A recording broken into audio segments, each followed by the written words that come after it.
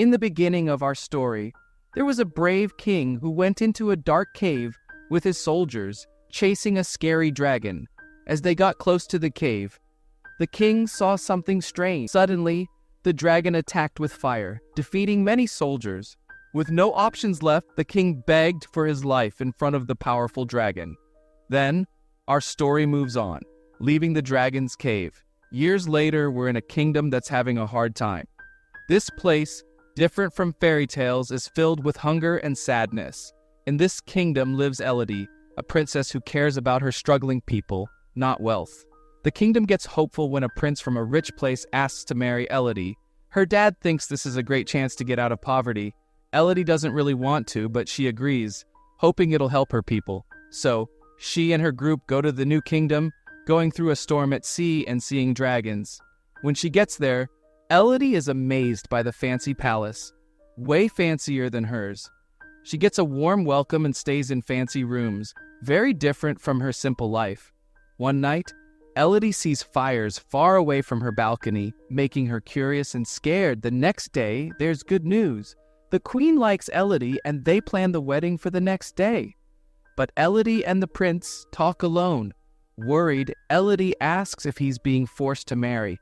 He happily says he fell for her beauty. Their walk takes them to a hill with a view of the fiery mountains, adding more mystery to their story. In a special ceremony tied to their marriage, they plan to visit a magical cave on their wedding day. But back at the castle, there was trouble. Elodie's dad, after meeting with the queen, couldn't stop worrying. His wife, seeing he was upset, tried to find out the truth from the queen. But the queen was too proud and didn't want to share her secrets, looking down on their simple background. Elodie's mom had a serious talk with her daughters about her fear of something bad happening, a fear she accidentally shared in front of Elodie's dad. He quickly took her away, hinting that there were even bigger secrets. The story continues on Elodie's wedding day, when they went to the famous mountains for a special ceremony the prince had talked about.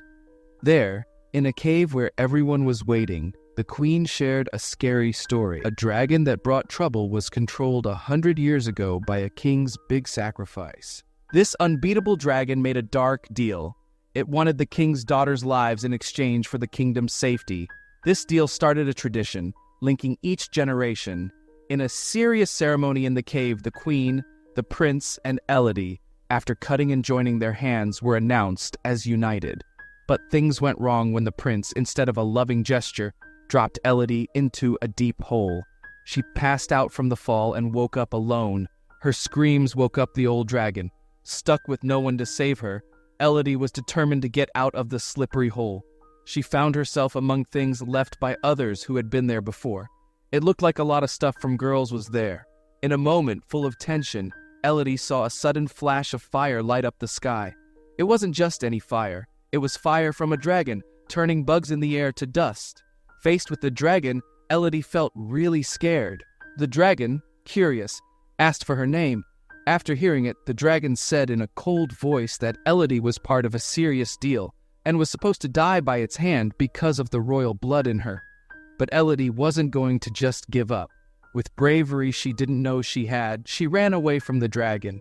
The dragon, not giving up easily, followed her with a burning look. Elodie found a temporary hiding spot in a small cave, but not before the dragon's fire hit her, badly hurting her foot. She quickly made a temporary bandage from her clothes to care for her injury, still strong in spirit. Ready to keep going, Elodie moved on, drawn to a mysterious blue light far away. The light led her to a tree, shining beautifully, but a huge cave was in her way to the tree. Caught between the coming dragon and the scary cave, Elodie took a brave leap across, just missing a deadly fall thanks to her fast thinking and a useful knife. The blue light turns out not to be magic but a tree covered with glowing bugs. Smartly, Elodie makes a temporary lantern from her dress and fills it with these bugs, lighting her way. Later, she finds water, a much-needed discovery in her tough situation. But just as she is going to drink, the dragon shows up again, shooting a stream of fire towards her. Elodie, trying hard to stay alive, looks for safety again in a cave. But the dragon's mocking voice bounces off the walls. The dragon's words make it seem like catching her is certain. while the names of many girls written inside the cave show a scary history of them being given up. Elodie is too tired and falls into a fitful sleep. When she wakes up, she finds the bugs she had gathered sitting on her injury. At first scared, she then sees her wound is amazingly healed, all thanks to the bugs' surprising healing skills. Feeling hopeful again, Elodie keeps going, following a stone map that shows a way out.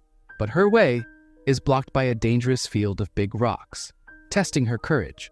Despite her fear, she gathers her strength and makes it through the risky area, only to end up on top of a mountain with no easy way down. Feeling stuck, she wants to yell for help, but knows it wouldn't matter in the open space. Suddenly, the sound of running horses breaks the quiet, and the dragon shows up again, saying getting away is impossible. But just when she is about to give up hope, Elodie hears her dad's voice from below. The dragon, curious about this new sound, goes to check it out, giving Elodie a chance to go down. On her way, she sees something shiny and 3 broken dragon eggs. This find makes her see the queen's story in a different light, uncovering truths and lies mixed in the kingdom's history. Elodie understands the dragon's anger isn't for no reason. The king had killed its babies years before, starting a cycle of revenge. This story shifts to show us a scene from the past, where a desperate king begs for mercy in front of a dragon. The dragon, wanting to cause lasting pain, asks for a harsh price: 3 children from each generation of the king's family as a payment for peace. Jumping to the present, Elodie's father, brave and fearless, faces the dragon to get his daughter back, ready to fight if necessary. However, his boldness leads to a sad event when the dragon, angry, hits him fatally. Elodie, hidden but nearby, sees her father's death. Her sadness gets interrupted by a sudden scream that distracts the dragon. She takes the chance and runs to her dying father's side.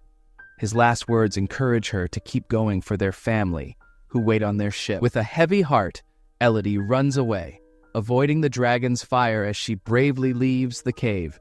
Back on her father's horse, Elodie escapes, but the dragon chases her, making her hide in the mountains, barely escaping its anger. Meanwhile, the queen watches from a distance and blames Elodie for the trouble, promising to fix things. In a surprising turn, the queen takes Elodie's sister from their ship, planning to give her to the dragon instead of Elodie, a desperate move to save her kingdom. Elodie's mother, hurt in the effort to protect her daughter, deals with the results of the queen's choice. When Elodie returns to the ship, she finds her injured mother, who tells her she's okay and asks Elodie to save her sister, now meant to be given to the dragon. Here, Elodie also tells her mother the sad news: their father is gone. Without waiting, she goes to the cave, sure that the queen has taken her sister there. As she feared, she finds the queen doing a dark ceremony, mixing their blood and offering Elodie's sister to the dragon. Elodie, ready to save her sister, comes prepared. She collects glowing bugs for light and takes her father's sword and other weapons ready to face the dragon. Inside the cave, the dragon hasn't hurt Elodie's sister yet, instead grieving its own lost children and promising revenge on those who harmed it. In a brave move to distract the dragon, Elodie makes noise to show where she is. As the dragon looks for her, Elodie runs to her sister. Facing the dragon again, Elodie tries to clear up the misunderstanding. They think the dragon is the attacker, but it actually seeks revenge for its killed children. The dragon, not convinced by her argument and focused on its revenge, attacks. Forced into a corner, Elodie gets into the water, hurt and suffering. The dragon attacks again, but Elodie, fighting to live, fights back by hitting the dragon's eye. The dragon, mad because Elodie fought back, answers with a burst of fire, but the fire bounces off the cave walls and accidentally hurts the dragon itself. In this mess, Elodie finds a clear moment to share a hard truth. She shows her hurt hand to the dragon, saying that their so-called royal blood is fake, made up through lies and used as a fake gift. She says that, like the dragon, they were tricked by those living easily, using innocent people to keep their peace. This truth makes the dragon very sad, making it wish for death to make up for what it did. However, Elodie chooses to be kind instead of seeking revenge. Using healing bugs she found, she helps the dragon's wounds, showing kindness despite the sadness and confusion. Elodie's adventure doesn't stop with just helping the dragon. She deals with the bigger issue caused by the prince and queen of her kingdom. They, the real traitors, had cruelly thrown her to the dragon as a weird wedding gift. Finding out they planned to do the same to another innocent girl, Elodie steps in, shares the truth, and convinces the next girl to avoid the terrible fate waiting for her. After this, Elodie stands in front of a crowd, ready to face more dangers. She bravely asks, "What harm do you think you can do to us when I'm not alone?" Then, the dragon, now a friend, comes down from the sky, landing near the palace. Changing its role, the dragon attacks the palace and those who kept the cycle of sacrifice and lies going. This act ends a long fight, defending the innocent. As things calm down, we see Elodie, her sister, and their mom getting ready to leave what used to be a place of false promises and hidden dangers. Elodie tells her mom that they will take the kingdom's treasure, not as thieves, but as keepers. She believes in her mom's ability to lead their kingdom to success, a job her dad once did. Their leaving is not a silent goodbye, but a hopeful return home with the dragon. In an amazing change, the dragon, once seen as a monster, now goes with them as a guardian, a friend. This starts a new chapter for Elodie and her family who, through bravery and kindness, have changed their future.